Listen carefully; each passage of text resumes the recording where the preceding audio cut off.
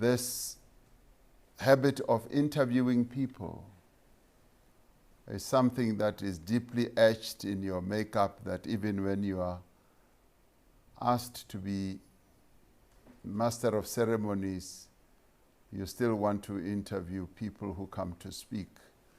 All the questions you were raising were being raised as though you are interviewing me.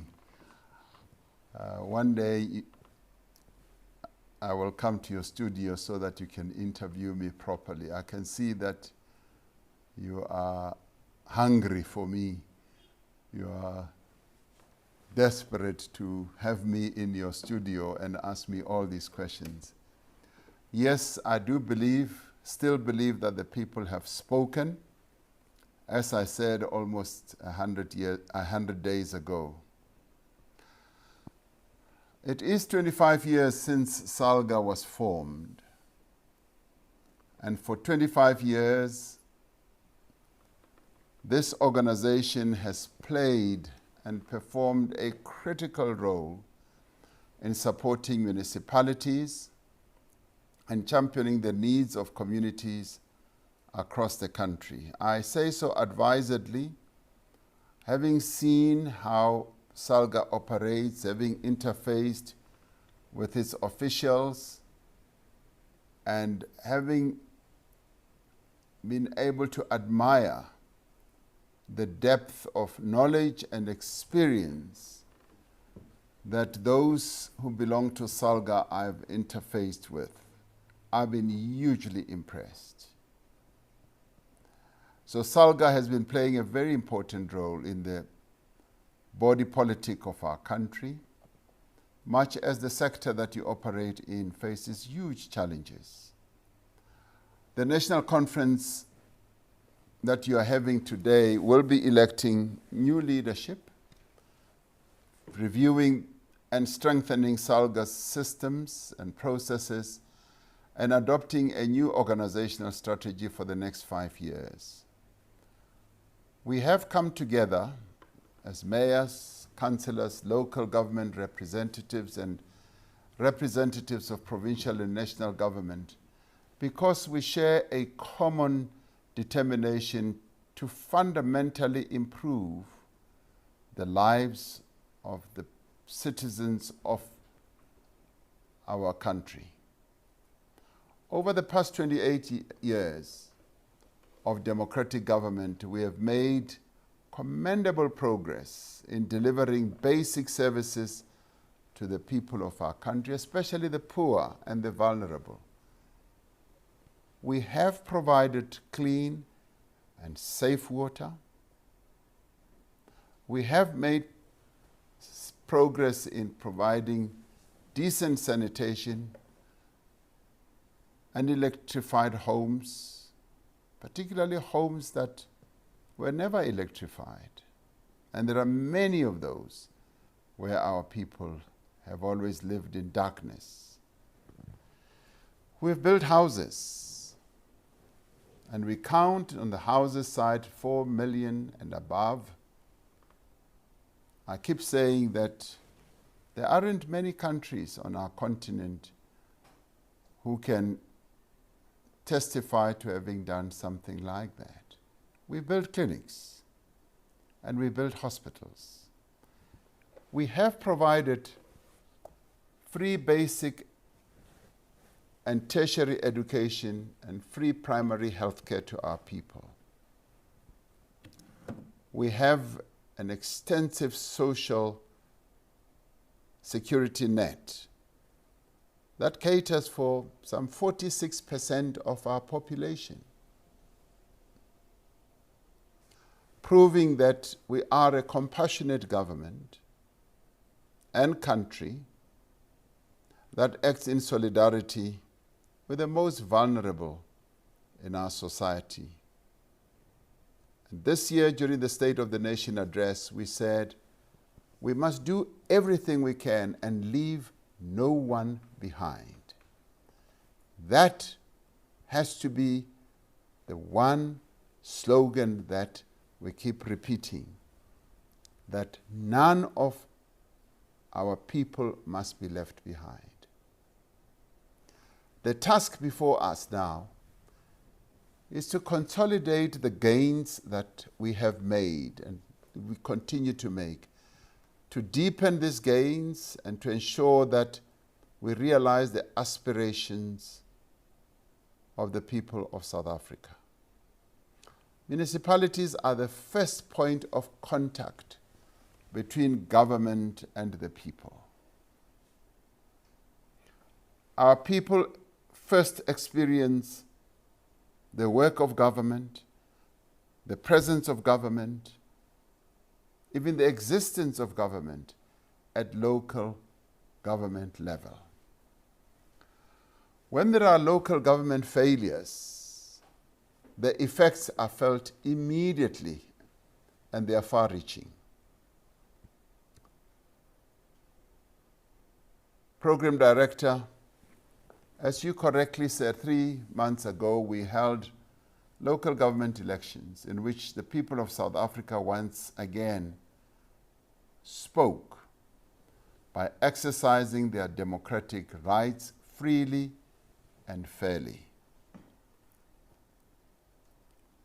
Notwithstanding the outcomes, which may not have made many of us happy and others happy, the people of South Africa did speak. And it is that voice that we must continue to respect, no matter what. However, we should be concerned about the low voter turnout across the country and what this says and means about voters' experiences of local government. A report prepared by the Department of Cooperative Governance in June last year noted that only 5% of our country's municipalities were financially stable. Others are in financial distress with insufficient revenue to meet their own expenses. And others are not even able to pay the employees' salaries. Some 64 municipalities are considered to be dysfunctional. This dysfunction is rooted in poor governance, weak institutional capacity, poor financial management, corruption, and political instability.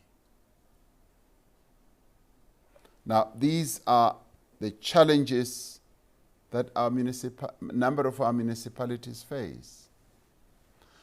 By June last year, some 26 municipalities had been placed under administration. This is a huge number. This number has now risen to 31 municipalities under administration. And we continue to hear about municipalities under threat of administration.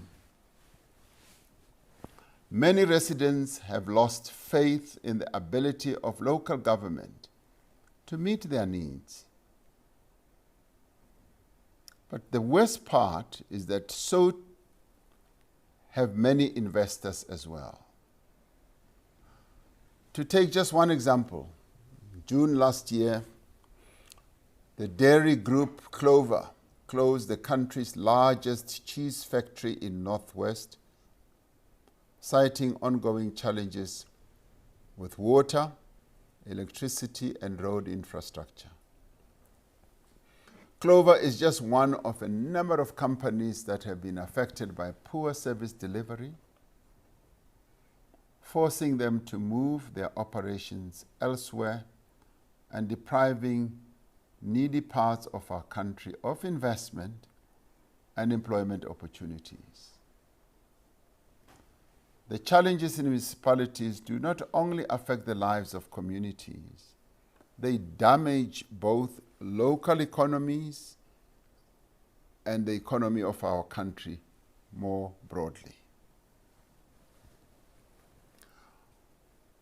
Colleagues and friends, this need not be the case. We have the means and the ability, the wisdom and the experience to correct this. Things do not have to be this way.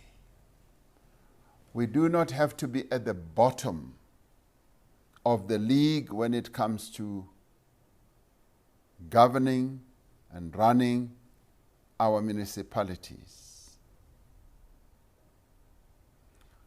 Much of this responsibility is carried by the newly elected councillors and by municipal officers, which they will be working in. Local government is where you can make the biggest difference in the lives of our people. It is local government that is also the most enabler of economic growth and development.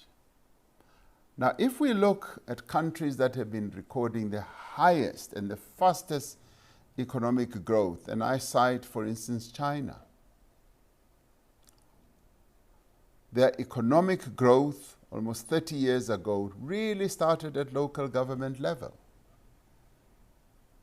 It did not start at the national level. It generated from the local level, where the local players, elected representatives, officials, saw it as their first responsibility to engender, to encourage, and to ensure that there is economic development, creating a climate in which investors will want to invest. Because it is not only by Clover saying that they are leaving the northwest town and going elsewhere. It is the many other Clovers who look at that local government, local town, and say, we are not going to invest there. So the loss is not only those jobs that will be lost when Clover shut down their operation. It is the loss of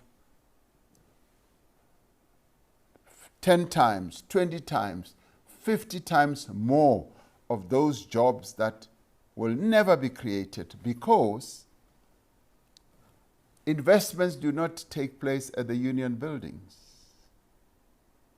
Nobody comes to the union buildings and says, President, I saw a little piece of the garden in the union buildings. Can I build a cheese factory there? No. They invest in the local area, and they are attracted to go to that local area by a number of attractive factors or attributes. When there is stability in the governance of the town, they will come running. When there is reliable water, they will come. When they know that there is no problem with sanitation in the town, they will come. And when they know that your energy supply and refuse services and your road and infrastructure maintenance is really top class, they will come. It is therefore at local government level where the local government itself creates that climate that you will be able to attract investment. When your town is filthy with plastics and paper all over the town, with sewage running through the towns, water leakages, potholes, nobody will come to your town to invest. And what does that lead to? It means that you have less revenue. Even those who want to build houses will not come and build there because they will say, no, I will not go and live in a filthy city, in a city that doesn't work, where there is political instability, where the councillors are getting killed, where the mayor and the speaker and the chief whip and everyone else are always at loggerheads, and where there is political instability. It becomes unattractive, and money, investments just walks away. It is very important for us to get this into our heads and realize that the actions that we take as leaders are such that they are seen by others, and if they manifest themselves in the creation of a climate that is not conducive for investment, there won't be any investments. So we have to decide who we are going to put first. Is it us the elite, or is it the people? Is it us or those that we are meant to serve? As leaders across government, we have to work with all stakeholders who make up the communities that we live in. We have to work with them to deliver a better life to our people. But working with them also means that we've got to be connected to them. We've got to make sure that we are there present with them. We know their hardships, we understand them, we address them, and we report back to them.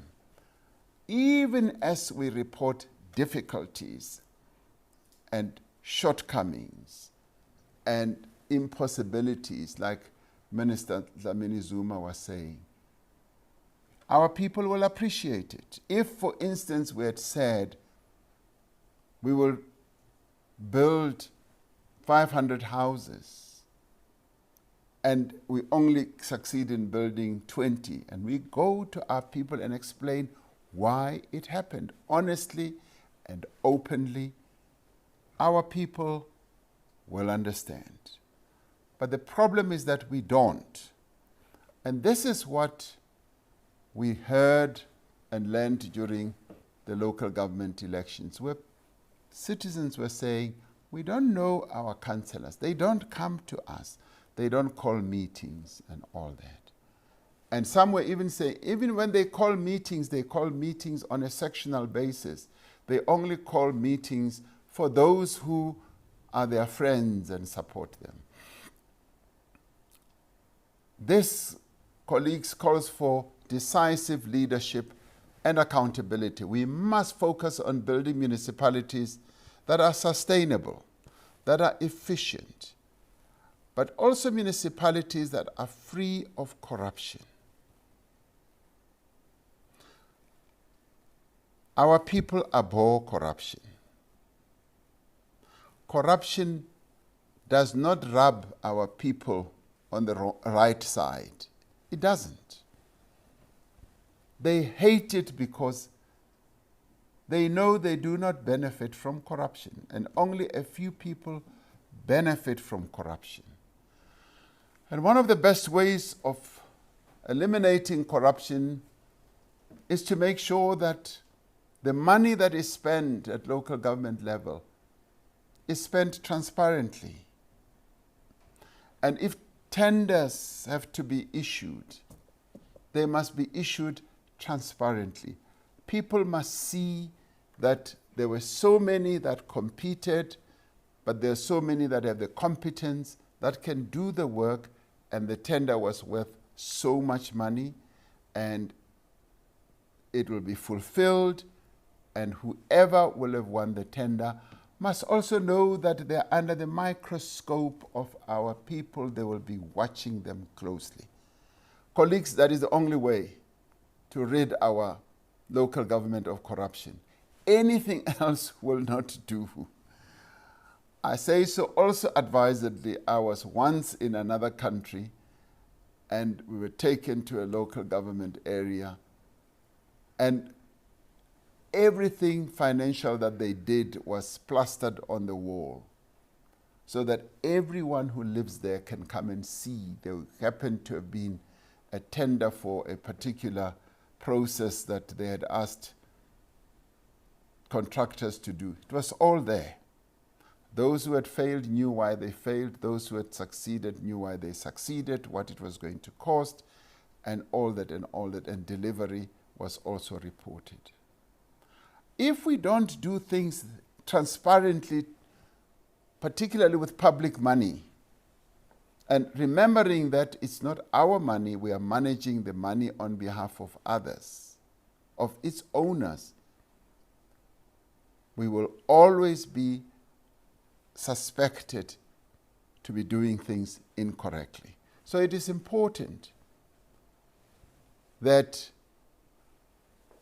we address corruption, we remove the notion of corruption by acting in the most transparent manner, right to the last cent. We passed the Municipal Structures Amendment Act. It came into effect on the 1st of November 2021, and it introduces an enforceable revised code of conduct for councillors. Now, this code introduces consequences for those who do not uphold and adhere to it. As the different spheres of government, we are committed to a range of additional measures to strengthen local government. They include institutionalizing acceptable levels of performance and service delivery for councils. And it's important for us to realize that we live in a different era. Our people no longer are accepting of poor performance. They've become wiser, they've become more perceptive, and we can no longer hoodwink them, if we ever did. So they want everything laid out correctly and truthfully, and our code then begins to speak to the level of performance that is required. These measures include a campaign to construct and maintain things like water and sanitation infrastructure, to speed up processes to ensure energy security, and fully implement the provision of free basic services. To deliver on their responsibilities, municipalities must address poor revenue collection. Municipalities are owed billions by businesses, by government entities, and even government departments and households for services rendered. Now, in line with the campaign led by the Deputy President, known as Responsible Citizenry, we must urge consumers of municipal services to pay for what they receive. And what I do know is that many of our people are willing, prepared to pay for what they receive, but they want to get value for money. They want to get good service. If they do not receive good service, that's when they feel that they should not pay. So our job is to remember that the customer, the consumer, is always right, and give them the best service possible, and then they will reciprocate by paying. We should encourage good citizenship and promote a culture of payment for services. And this requires even explaining at great and deep depth, if I can put it that way, why it is necessary to pay. And once that explanation has been given, calmly, respectfully, and in depth, touching all sides of the argument, I always find that our people are reasonable. It is therefore important that we should increase the level of payment, because if we do not increase our revenue collection, we will never be able to run sustainable municipalities. I know that in a number of places in our country, particularly in the deep rural areas, it is difficult for a number of municipalities to collect revenue. We need to look at a number of options, and that is why it is important that even in those areas, in the rural areas, we need to have economic growth and participation, because once we can get really good economic growth, those who participate in that type of economic activity can augment the revenue base of our municipalities there. So this conference should make a call to all who use municipal services, beginning with government entities and government departments, to lead by example and ensure that their municipal accounts are paid. And if you do not follow those who owe you up, they will not pay. So it is important that we should actually be insisting that payment should be made. It makes no sense to me that those entities that can afford, government departments, government entities, businesses, do not get put under pressure to pay. And even those residents who should pay.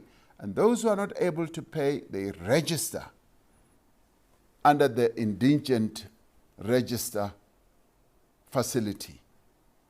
And as one has encountered some of our own citizens, some would argue that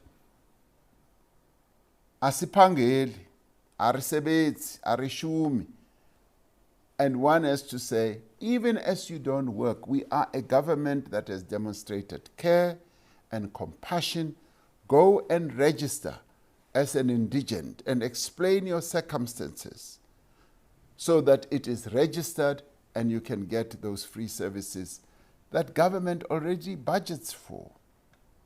And that is what we now should be doing to encourage our people to pay. I believe that if we can do so, we can really financially revolutionize our local government, and there can be payment. There are two areas where we can do so. Is ourselves by promoting economic growth and being the champions of economic growth, the stability, but also attracting economic growth into our areas, and also encouraging our people to pay so that our revenues can go up, because when the revenues go up, we create more of a conducive climate for investments, and we provide better services, and we remunerate our workers, and they even perform better. In the State of the Nation address, I reiterated our commitment to the district development model to grow local economies, to create jobs, and to deliver services better and faster. Now, this district development model aims to improve coordination between national, provincial, and local, and between government and its social partners as well.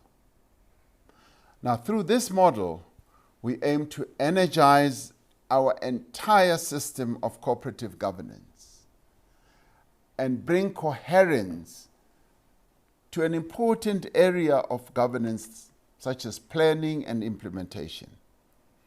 Once it is fully operational, we will know at all times what is needed, where it is needed, and how it will be done. Whatever needs to be done will be owned, embraced by everyone. And we will also know what it will cost. And ordinary people will also know through their various structures that are part of the stakeholder ecosystem in the town, in the district, in the development area. What, for instance, what the budget of the district is, of the municipalities are, as well as what it will cost to close the potholes, to maintain the sewerage and all that. And everybody knows that, and everybody knows how we are going to raise money and pay for all this. The Department of Cooperative Governance, in partnership with several stakeholders, has been developing profiles for each of our country's districts and metros, and I think they've already finished quite a number of them. The profiles reveal the specific challenges and opportunities of these areas, such as the gender composition of our districts, the social infrastructure, the number of child-headed households, and levels of poverty and illiteracy. This is the most comprehensive undertaking that we've ever embarked upon, where we are able to introspectively look at every district. And when it's all done, we will have wall-to-wall coverage of our knowledge of what is happening in each district. But more importantly, we will also know what the endowments, the, if you like, God-given positives that every district has, and how we can capitalize on that, and how we can maximize the positives, but we will also know the negatives, and how we can minimize those negatives and focus on them on our priority list. Now, having these profiles in hand, we're then able to develop an intergovernmental plan for each of our districts or metro, known as the One Plan. The One Plan is what sets out a long-term strategic framework to guide investment and service delivery in a specific district or metro. And this is when we will be able, as a district or a metro, to be able to say, this is where we want to be as a district in 5 years or 10 years. And everybody in the district will now say, we know where we want to be. The National Development Plan gives us a national plan of where we should be by 2030. But we now need to drill further down to the district, to the municipality, and say, where do we want to be? If the district needs, if you like, 10,000 houses, we should be then able to say, we are going to be able to deliver 1,000 houses every year for the next 10 years. Everybody knows. And if we want to deliver 2,000, everybody should then know what extra we should do. Collect more revenue and attract more businesses who will pay, a variety of taxes and all that, so that in the end our equitable share can also match that. Through these One Plans, we are forging innovative partnerships with communities, businesses, and other stakeholders to improve and accelerate implementation of key development projects. We will be looking to the district development model to help put South Africa on a new path of socio-economic and spatial transformation. And if we can do this and identify the number of just few areas that we want to focus on, not too many, let us choose those we can, let them be our low-hanging fruit, execute that so that we can move forward. I do believe, family, Program Director, Mr. Vuyo Mvoko, that there's a great future for our local government. Post the 2020 2021 local government elections, whatever result they yielded, our people spoke. But having spoken, they also, particularly those who did not go to vote, were saying, we are not satisfied with the performance that we've been receiving. We want you to up your game. Now, SALGA is the engine that can enable us to up our game.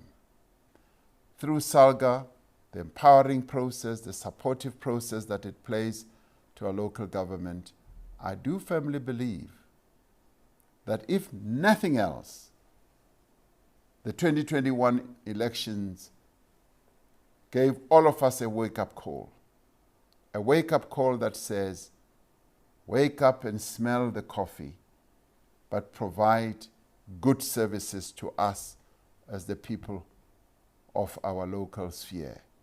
And if you do that, then we too, as a people, will respond positively. In conclusion, I wish you well, colleagues, in your deliberations in the coming days.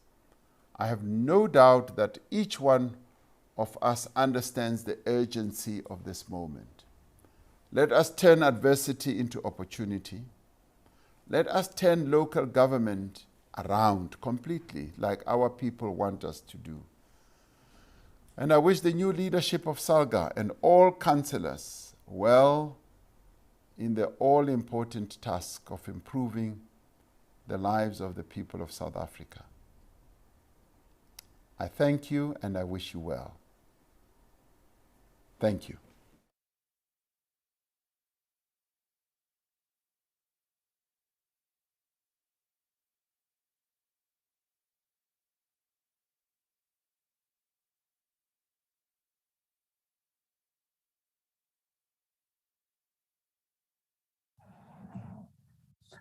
Well,